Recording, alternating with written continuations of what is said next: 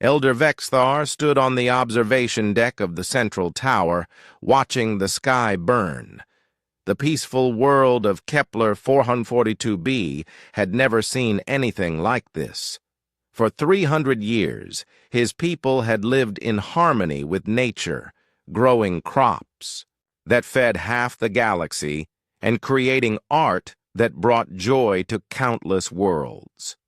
Now black ships hung in the atmosphere like metal vultures, raining fire on everything his ancestors had built. The Zephyrians had evolved on a world without predators. Their insect-like bodies were built for gathering and growing, not fighting. Their forearms ended in delicate hands perfect for tending plants, but useless for holding weapons.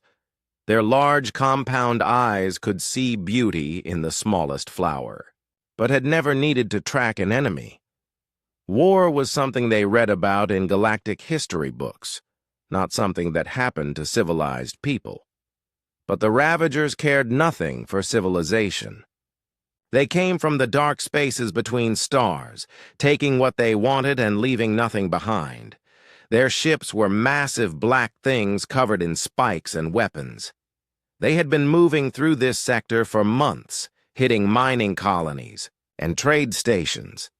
Everyone thought Kepler would be safe because it had no strategic value, just farms and art schools. Everyone was wrong. The first ships had appeared 3 days ago. Elder Vexthar had tried to contact them, offering food and shelter as was the Zephyrian way. The response had been a plasma beam that vaporized the northern agricultural complex. 20,000 Zephyrians died in the first attack. The killing had not stopped since. Now Vexithar watched evacuation ships trying to escape the planet's gravity well. The Ravagers hunted them like insects, destroying most before they could reach space. The few that made it past the orbital blockade carried only a fraction of the population. Millions of his people were still trapped on the surface, hiding in underground shelters that would not protect them much longer. The planetary defense grid had lasted exactly 18 minutes against the Ravager fleet. The Zephyrians had built it to stop asteroids and space debris, not military warships. Their shields were designed to protect against solar storms, not plasma cannons.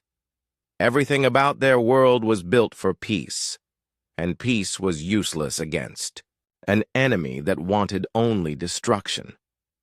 Scholar Kethra rushed into the observation chamber, her 4 arms clutching data tablets. "Elder, we have responses to our distress signal," she said, her voice buzzing with hope and fear.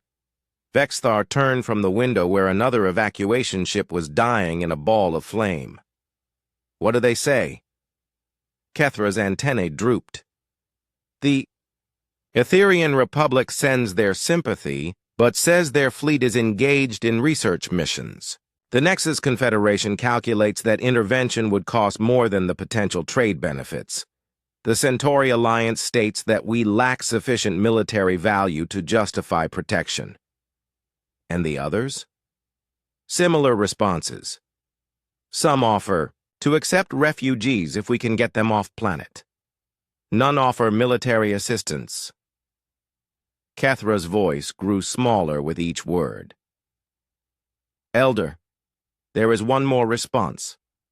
It came from a distant sector, from a species not in our diplomatic records." Vexthar felt his hope fading like the light of the burning city below.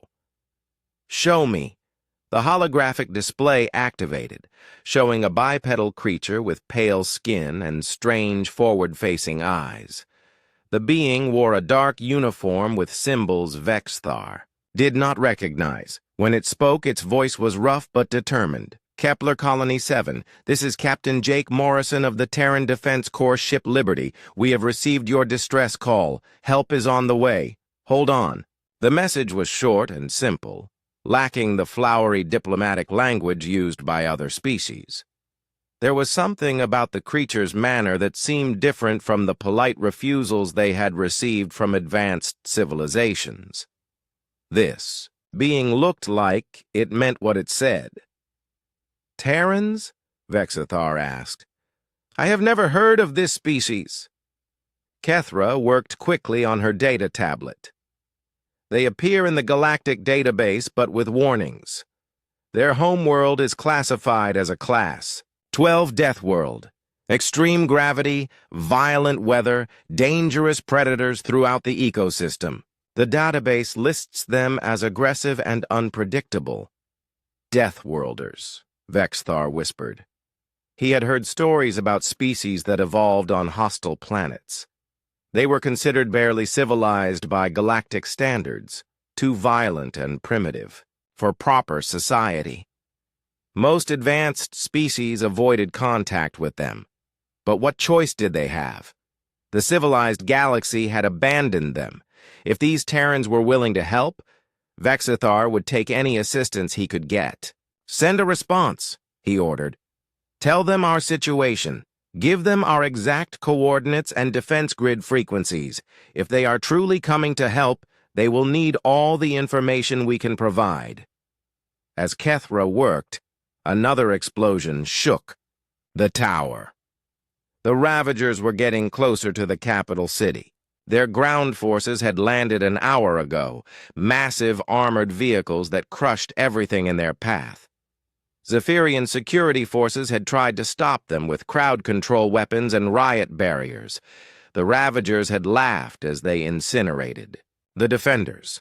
The communication array crackled to life with the outgoing message. Vexthar watched the signals streak into space, carrying their coordinates and desperate plea for help to these mysterious Terrans. He wondered what kind of beings would answer a distress call that the civilized galaxy had ignored. Were they heroes, or simply another type of predator? Outside, the sky grew darker as more Ravager ships descended through the atmosphere. Their weapons lit up the night with deadly light, turning the peaceful gardens of Kepler into a burning wasteland. The screams of his people echoed through the tower's halls as families were separated in the chaos of evacuation. Vexthar closed his large compound eyes and tried to imagine what salvation might look like. In his mind, he saw great ships arriving, with advanced weapons and sophisticated warriors who would drive off the Ravagers through superior technology and tactical brilliance. He pictured beings of wisdom and compassion who understood the value of preserving life and culture. But deep in his heart, he feared that help would not come at all. The Terrans might prove to be another disappointment, another species too concerned with their own affairs to risk themselves for strangers. Or worse, they might be just another type of predator, coming not to save, but to claim the ruins for themselves. The old Zephyrian had no way of knowing that across the galaxy a mining ship was changing course at maximum speed. He could not see. The crew of 43 humans reading reports about Ravager atrocities and making preparations for war. He did not know that Captain Jake Morrison was staring at a picture of his daughter, who had died on Titan's Edge, killed by these same monsters 3 years ago. All Vexthar could do was wait and hope that somewhere in the vast darkness between stars, someone cared enough about justice to fight for it. The answer to that hope was already burning through hyperspace toward Kepler, bringing weapons and warriors that the galaxy had never seen before. Captain Jake Morrison stood in the cramped bridge of the TDC Liberty, studying the tactical display that showed 17 Ravager ships circling Kepler 442b like sharks around wounded prey. His weathered hands gripped the command rail as he watched. Another civilian transport die in a burst of plasma fire. The scene reminded him too much of Titan's Edge, too much of watching helplessly as monsters killed everything he cared about. The Liberty was not a warship by any stretch of imagination. She had started life as a deep space mining vessel, built to crack asteroids and haul ore across empty space. Her hull was thick enough to survive impacts from space debris, her engines powerful enough to move massive cargo loads. But she had never been designed for combat. The weapons bolted to her frame were aftermarket additions, bought with the crew's own money after Titan's Edge taught them that the galaxy was not a safe place for those who could not fight back. Lieutenant Amy. Carter hunched over the tactical station, her fingers dancing across controls as she analyzed the enemy formation. "Captain, I count 17 Ravager ships in standard hunting pattern. 12 destroyers, 4 cruisers, and 1 dreadnought flagship. They have orbital superiority and are systematically hunting down evacuation craft." Jake nodded grimly. The Ravagers were efficient killers, he would give them that. They had learned to strike fast and hard, overwhelming defenses before their enemies could organize resistance. Against most civilized species, the strategy worked perfectly. Most galactic civilizations had forgotten how to fight real wars. But humans remembered. Earth had taught them lessons that no other species understood. When you lived on a world that tried to kill you every day, when your ancestors had clawed their way up from the bottom of the food chain, when your history was written in blood and struggle, you learned things that peaceful species never did. You learned that sometimes the only way to protect what you loved was to be more dangerous than the things trying to destroy it. "What about ground forces?" Jake asked. Communications Officer Nancy Davis looked up from her station. "Picking up multiple landing sites, sir. Heavy armor, artillery, the full package. The locals are trying to evacuate through underground tunnel systems, but the Ravagers are using seismic charges to collapse them." Jake's jaw tightened. The Ravagers did not just kill, they made sure their victims suffered first. It was part of their psychology, part of what made them effective raiders. Fear was a weapon they wielded as skillfully as their plasma cannons. Engineer Chris Parker called out from his station near the back of the bridge. "Captain, engine room reports ready for combat operations. I have rerouted power from non-essential systems to weapons and shields. We are as ready as we will ever be." Jake looked around at his crew. 43 men and women who had signed up for mining work and found themselves becoming soldiers. They came from Earth and her colonies, carrying in their blood the legacy of 1,000 wars fought on a world that had tried to kill their species since the first human drew breath. None of them had formal military training, but all of them understood what it meant to fight for something bigger than themselves. "Open a channel to the Ravager flagship," Jake ordered. The main display flickered, showing the bridge of the Blood Feast. Commander Rexcar sat on a throne made from the bones of his enemies, his scarred face twisted in perpetual anger. The Ravager leader was a mountain of muscle and cybernetic implants, his species having long ago abandoned any pretense of civilization in favor of pure predatory instinct. "Unknown vessel," Rexcar growled. "You will withdraw immediately or be destroyed. This world belongs to the Ravager fleet now." Jake stepped forward so the alien could see him clearly. "Commander Rexcar, this is Captain Jake Morrison of the Terran Defense Corps. You will cease your attack on the civilian population immediately and withdraw your forces from this system." Rexcar laughed, a sound like grinding metal. "Terran? I have never heard of this pathetic species. You pilot a single mining ship against my entire fleet. Your courage is admirable, Deathworlder, but your intelligence is lacking. Leave now, and I may allow you to live." Jake smiled, but there was no humor in it. The expression would have terrified any human who saw it, the cold promise of violence that their species wore when pushed too far. "Commander, you just made a very big mistake. You see, humans have a saying about how nobody fights alone. Computer, execute, plan Lazarus." Across the Kepler system, space began to tear open as hyperspace windows formed. The first ship to emerge was the destroyer New York under Captain Susan Blake, her gray hull scarred from a dozen battles. Behind her came the fighter carrier Philadelphia, with Commander Tony Rodriguez leading his squadron of modified mining fighters. More ships followed, each one bearing the marks of hasty conversion from civilian to military use. The human fleet was not impressive by galactic standards. Their ships were old, patched together from whatever they could find or steal. Their weapons were often improvised, welded onto hulls never meant to carry them. Their crews were miners and traders and engineers who had learned to fight because the alternative was watching their families die. But what they lacked in equipment, they made up for in determination. These were people who understood that freedom was not free, that peace was not given, but taken from those who would deny it. They had answered the call because it was the right thing to do, not because they expected reward or recognition. Rexcar stared at the tactical display as more human ships continued to arrive. "Impossible," he snarled. "No Deathworld species has this many vessels. You are miners and merchants, not warriors." "That is where you are wrong," Jake replied. "We are whatever we need to be to protect the innocent.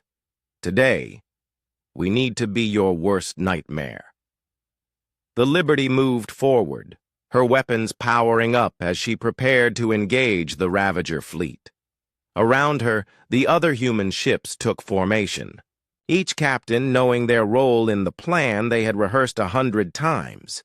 They had learned from Titan's Edge that when monsters came calling, the only answer was to be more monstrous than they were.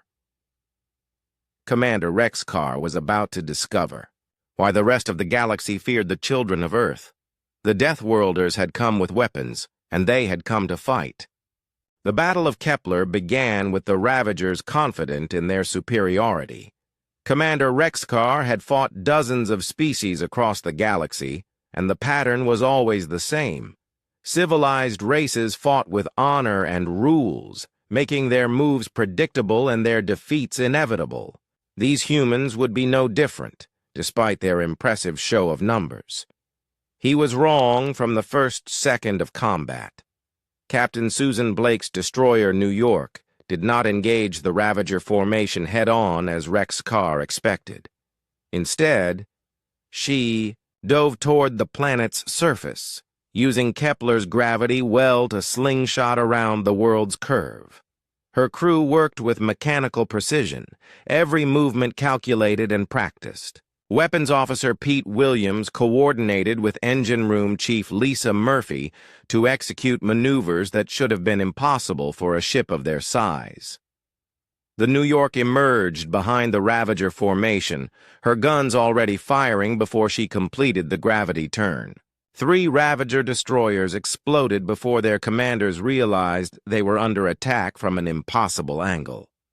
Blake's voice crackled across the comm system. "All ships, the textbook is out the window. Fight dirty, fight smart, and make every shot count." Squadron leader Maria Santos led her fighters in an attack that would have horrified any civilized military strategist. Instead of the formal ship-to-ship combat practiced by most galactic navies, the humans fought like a pack of wolves. Her pilots used encrypted burst communications to coordinate attacks, hit enemy ships from multiple directions simultaneously, then vanished into asteroid fields before the Ravagers could respond. When Ravager interceptors tried to chase them into the debris field, they found that human fighters had no problem using asteroids as weapons. Pilot Danny Wright led 3 Ravagers into a dense cluster of space rocks, then used explosive charges to fragment the asteroids into a deadly cloud of shrapnel. The Ravager ships, built for open space combat, were shredded by debris moving at orbital velocities. Commander Tony Rodriguez demonstrated the human concept of acceptable losses when Ravager forces moved to intercept a group of Zephyrian evacuation transports. The alien ships were packed with civilian refugees, including thousands of younglings who had never seen violence. As Ravager destroyers closed in for the kill, Rodriguez made a decision that no civilized commander would have considered. All fighters, form protective screen around the transports, he ordered. Whatever happens, those ships get through. His pilots responded without question, throwing their small craft between the massive Ravager warships and the helpless civilian vessels. Fighter pilot Kelly Johnson rammed her damaged craft into a Ravager gun battery, clearing a path for the transports. Lieutenant Bobby Chang used his fighter's reactor as a makeshift bomb, crippling a Ravager cruiser that was targeting the refugees. 3 human fighters were destroyed in the action, but 17 transport ships full of Zephyrian civilians escaped to safety. To the humans, it was a good trade. To the Ravagers, it was incomprehensible madness. On the planet's surface, human Marines dropped from orbit in assault pods that had originally been mining equipment. Sergeant Kelly Johnson led Alpha Team through the burning streets of New Harmony, the Zephyrian capital. Her soldiers wore powered armor cobbled together from construction gear and mining suits, but they moved through the urban battlefield like they had been born for war. The Marines did not just fight, they adapted. When conventional weapons proved ineffective against Ravager ground armor, they used mining charges to collapse buildings on enemy positions. When Ravager artillery targeted civilian shelters, the humans used their engineering knowledge to redirect underground water mains, flooding the enemy gun positions. Corporal Danny Wright carried wounded Zephyrian civilians to safety while under fire, his powered armor absorbing hits that would have killed an unprotected being. Medic Rachel Stone treated alien injured with the same dedication she would show humans, working in bombed-out hospitals while explosions shook the foundations around her. The Zephyrians watched in amazement as these strange Deathworlders fought. With a combination of savage fury and protective compassion, the humans killed their enemies without mercy, but they would risk their own lives to save a single civilian. They used tactics that seemed insane, but somehow those tactics worked.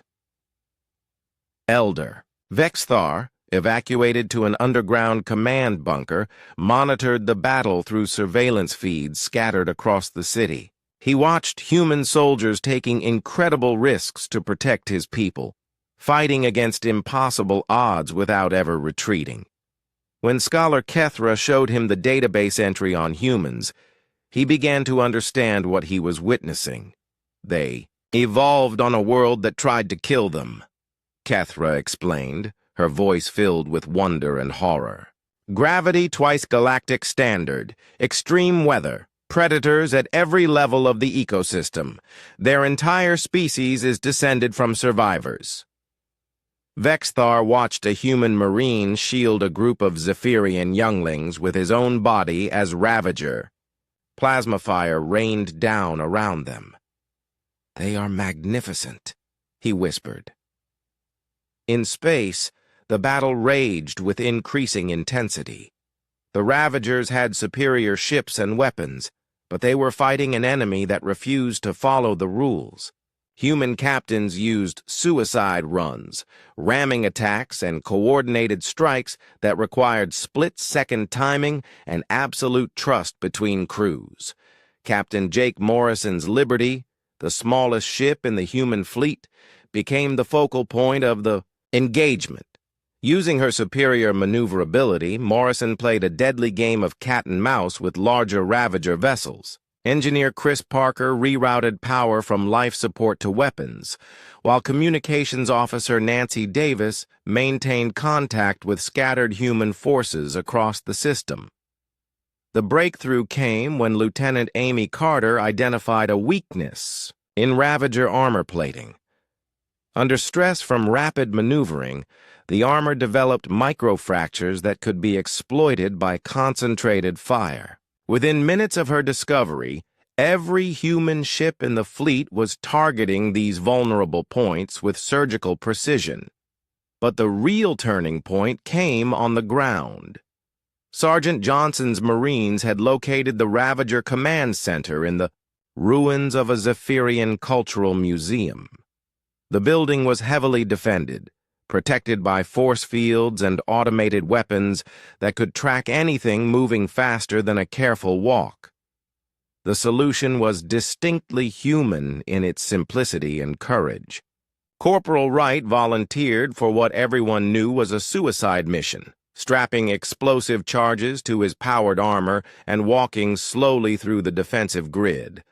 The Ravager sensors ignored him as non-threatening until he was already inside their perimeter. When the alien defenders realized what was happening, they opened fire with everything they had. Wright's armor absorbed the punishment, his suit's systems failing one by one as he continued his steady march toward the command center. His final transmission was simple: "Tell my family I did my job." The explosion that followed destroyed the Ravager Ground Command and crippled their planetary operations. Across the surface of Kepler, human and Zephyrian forces began pushing back the invaders, who could no longer coordinate their defense. The humans had shown the galaxy something it had forgotten: that sometimes the only way to protect the innocent was to be willing to sacrifice everything. Commander Rex Carr stared at his tactical display with growing disbelief as his fleet crumbled around him. The Ravagers had conquered dozens of worlds using the same proven strategy: overwhelming firepower applied against enemies who fought by the rules of civilized warfare. But these humans seemed to have no rules at all, or perhaps they followed rules that no sane species would ever adopt. His formation was in chaos. Human ships attacked from impossible angles, used debris as weapons, and coordinated their movements in ways that his strategic computers could not predict. Worse, they seemed to have no regard for their own survival. Ravager commanders were trained to exploit enemy self-preservation instincts. But how do you fight an enemy that treats death as just another tactical option? The human destroyer New York had just completed its third gravity-assisted attack run, emerging from behind Kepler's largest moon to savage two more Ravager cruisers. Captain Blake's ship should have been destroyed by now, but she kept finding new ways to use the planet's environment as a weapon. Her crew had turned orbital mechanics into an art form of destruction. "All ships, concentrate fire on the human flagship," Rex Carr ordered. The Liberty was still the smallest vessel in the enemy fleet, but somehow Captain Morrison had made it the focal point of human resistance. If Rex Carr could destroy that ship, perhaps the human formation would collapse. But even as his remaining ships moved to execute the order, Rex Carr knew he was missing something fundamental about human psychology. These Deathworlders did not fight like any species he had encountered. They showed no fear of death, no hesitation in the face of superior odds. They fought like they were already dead and just trying to take as many enemies with them as possible. On the surface of Kepler, the destruction of the Ravager Command Center had turned the tide of ground combat. Human Marines pushed through the burning streets of New Harmony, their powered armor allowing them to survive in conditions that would kill most species. But it was not just their equipment that made them effective. It was their complete adaptation to warfare as a way of life. Sergeant Kelly Johnson led her remaining squad through the ruins of what had once been a peaceful cultural district. The humans moved like they had been born in a war zone, reading the battlefield with instincts developed over millions of years of surviving on a world that wanted them dead. They could tell which buildings were safe to enter, which shadows might hide enemies, which sounds meant incoming artillery. The Zephyrians who fought alongside them were amazed by human tactical thinking. When faced with a Ravager strongpoint, That conventional weapons could not penetrate, the Marines did not call for heavier guns or air support. Instead, they analyzed the building's structure, identified load-bearing supports, and used precisely placed charges to bring the entire complex down on top of the defenders. "How did you know that would work?" asked Zephyrian Defense Coordinator Nektar, his forearms gesturing at the rubble that had moments before been an impregnable fortress. Sergeant Johnson reloaded her rifle with practiced efficiency. "My grandfather was a demolitions expert," she explained. "He taught me that every building has weak points if you know how to look for them. On Earth, we learn these things as children because our world keeps trying to knock down everything we build." The space battle reached its climax when Captain Blake made a decision that epitomized human tactical thinking. The New York was heavily damaged, her shields failing, and her hull breached in a dozen places. By any reasonable military doctrine, Blake should have withdrawn to fight another day. Instead, she ordered all power to forward shields and engines. "Captain, that course will take us directly into the enemy flagship," her navigation officer warned. "I know," Blake replied calmly. "All hands, prepare for ramming speed." The New York accelerated toward the blood feast like a missile, absorbing devastating fire as she closed the distance. Rexcar watched in horror as the human destroyer refused to die, her crew somehow keeping the ship functional even as systems failed around them. At the last moment, he tried to order evasive maneuvers, but the blood feast was too massive to avoid the collision. The impact drove the New York deep into the Ravager flagship's hull, her reactor core breaching containments and flooding both ships with deadly radiation. Captain Blake's final transmission reached every ship in the system. "This is what happens when you threaten the innocent, remember that." Both vessels died in a ball of nuclear fire that lit up Kepler's sky like a second sun. With their flagship destroyed and their ground commander dead, the Ravager fleet began to fragment. Individual captains started making their own decisions, some trying to continue the attack while others prepared to withdraw. The human fleet pressed their advantage with characteristic ruthlessness, concentrating fire on isolated enemy ships and preventing any attempt at organized retreat. Captain Morrison brought the Liberty alongside a damaged Ravager cruiser, his weapons punching through compromised armor to reach the vessel's reactor core. "This is for Titan's Edge," he whispered as the enemy ship exploded. But the humans paid a price for their victory. 7 ships had been destroyed, 34 crew members were dead, and over 100 more were wounded. By galactic standards, these were catastrophic losses. By human standards, they were acceptable casualties in a war that needed to be won. The last Ravager ships finally broke formation and fled toward the edge of the system, their retreat covered by long-range missile fire. Commander Rexcar's final transmission before his escape was a grudging acknowledgement of what he had witnessed. "These Deathworlders fight like demons. Mark this system as forbidden territory. The humans have claimed it now. As the enemy fleet disappeared into hyperspace, the surviving human ships began damage assessment and rescue operations. The immediate threat was over, but the real work was just beginning. Kepler had been saved, but it would take years to rebuild what the Ravagers had destroyed in 3 days of systematic devastation. Elder Vexithar emerged from his underground bunker to find human Marines helping Zephyrian civilians clear debris from the streets. The Deathworlders, who had seemed so terrifying in combat, were now showing incredible gentleness with the wounded and displaced. It was as if they could switch between warrior and protector at will, adapting to whatever the situation required. The victory at Kepler would be remembered across the galaxy as the day a new power announced itself to the stars. The humans had proven that courage and determination could overcome superior technology and numbers. More importantly, they had shown that some species still believed that protecting the innocent was worth any sacrifice. But for the humans themselves, it was just another day's work. Somewhere else in the galaxy, other predators were threatening other victims. And when those calls for help reached human space, the Deathworlders would answer again, bringing weapons and the will to use them in defense of those who could not defend themselves.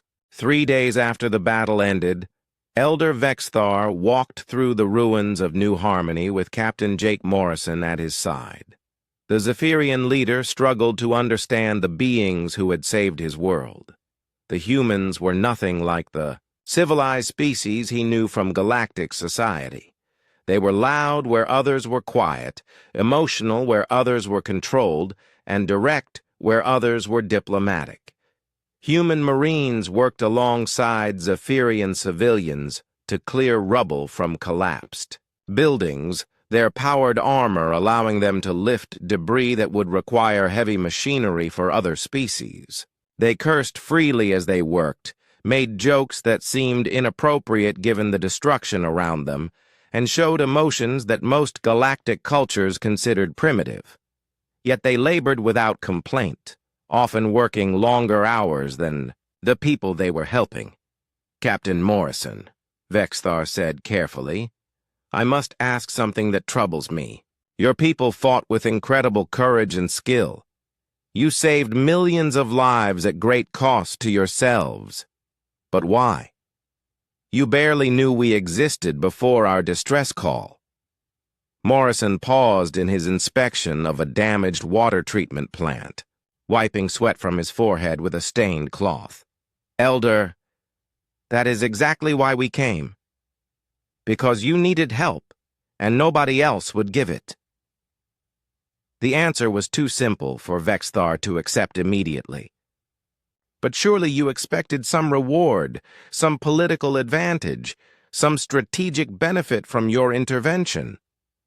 "The only thing we expected was a fight," Morrison replied, "and probably some of us dying in that fight, which is exactly what happened."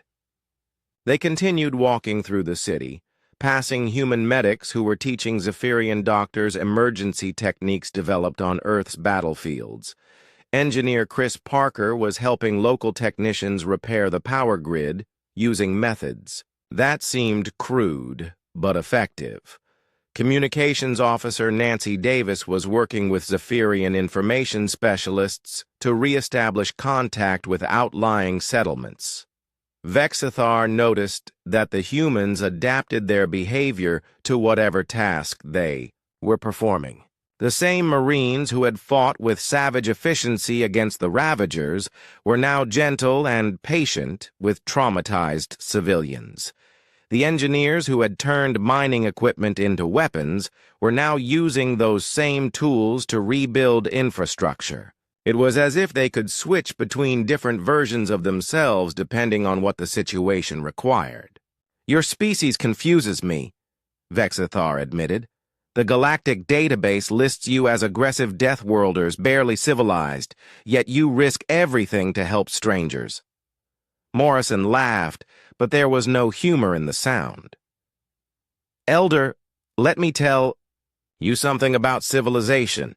The Etherians who refuse to help you have cities that float in the clouds and technology we can barely understand. The Nexus Confederation has trade networks spanning half the galaxy. The Centauri Alliance writes poetry that brings tears to the eyes of beings across a dozen sectors. They stopped at a memorial wall where human and Zephyrian names were being carved side by side, honoring those who had died in the battle." Morrison's expression grew serious as he continued. "But when the monsters came for you, where were all those advanced civilizations? Where was all that culture and technology and wisdom when innocent people needed protection?" Vexthar had no answer to that question. "You want to know what real civilization looks like? Morrison pointed to a human Marine who was teaching Zephyrian children how to identify unexploded ordnance. It looks like Corporal Wright walking into enemy fire to save people he had never met. It looks like Captain Blake ramming her ship into a dreadnought because it was the only way to stop the killing.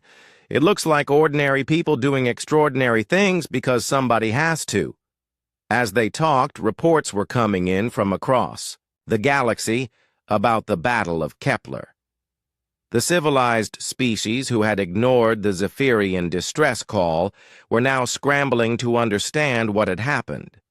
How had a species they considered barely advanced defeated a Ravager fleet that had terrorized this sector for months?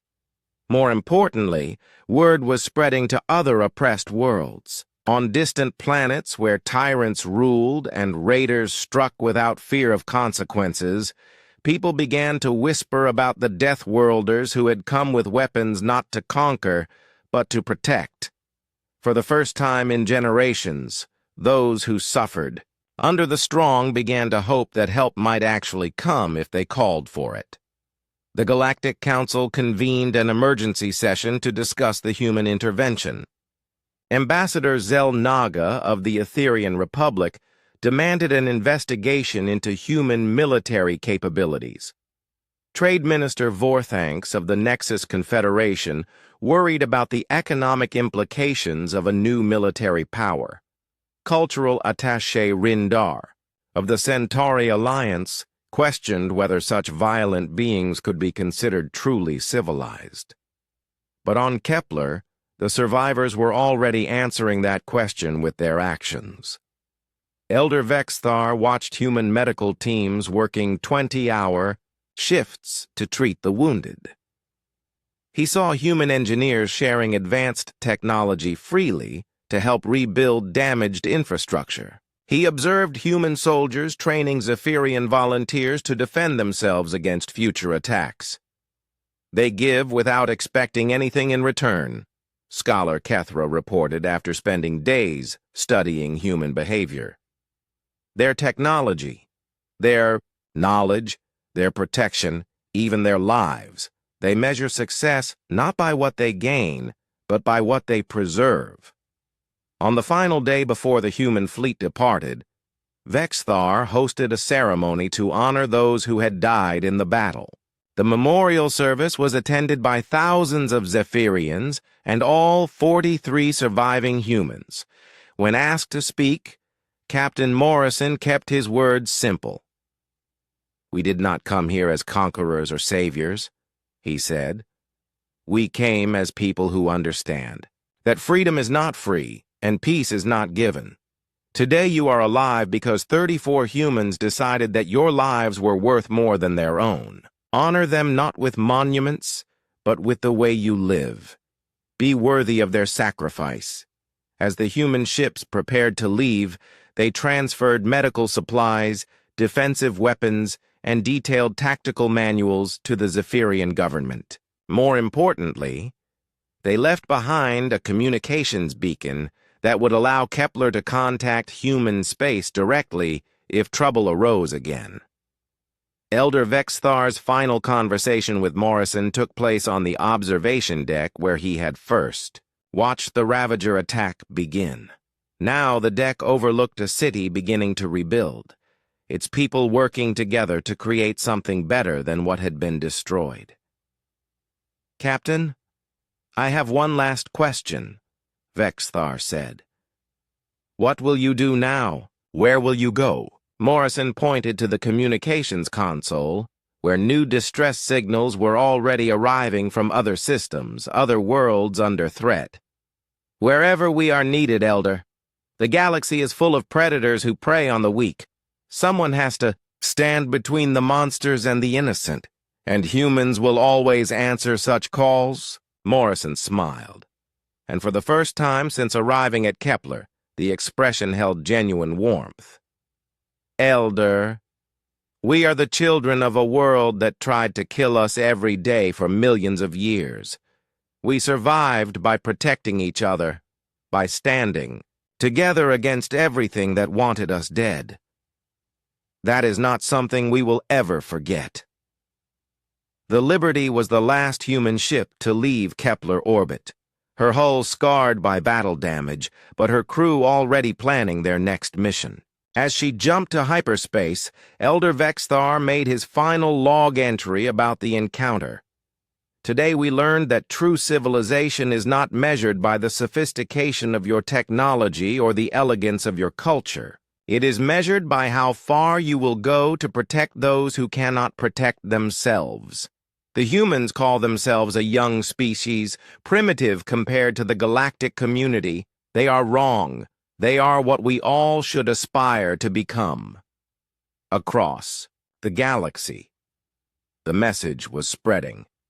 The Deathworlders had come with weapons, and they had shown that some things were still worth fighting for. In the dark spaces between stars, predators now knew that their actions had consequences. And in the safe harbors of civilization, the comfortable and advanced began to question what they had truly accomplished with all their progress. But somewhere in the void, the Liberty was already responding to another call for help, carrying weapons and warriors to wherever the monsters gathered. Because that was what humans did, what they had always done, and what they would continue to do as long as there were innocent people who needed protection.